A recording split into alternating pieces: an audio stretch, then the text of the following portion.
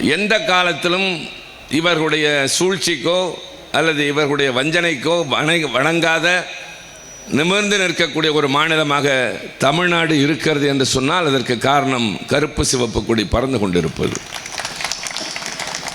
நம்முடைய தலைவருக்கு வயது 72. சற்றேறக்குறைய 55 ஆண்டு கால பொது வாழ்க்கை பின்னணி உடையவர். நீண்ட நெடிய இந்த வரலாற்றில் தமிழ்நாட்டின் குறுக்கு நெடுக்காக எல்லா திசைகளிலும் நடந்து பயணம் செய்து மக்களை சந்தித்து கழகத்தின் கொடிகளை உயர்த்தி வைத்து பொதுக்கூட்டங்கள் பேசி போராட்டங்களில் பங்கேற்று சிறைச்சாலைக்கு சென்று முழுமையான அனுபவம் பெற்ற ஒரு பக்குவமுள்ள தலைவனாக அவர் இன்றைக்கு உயர்ந்து நிற்கிறார்.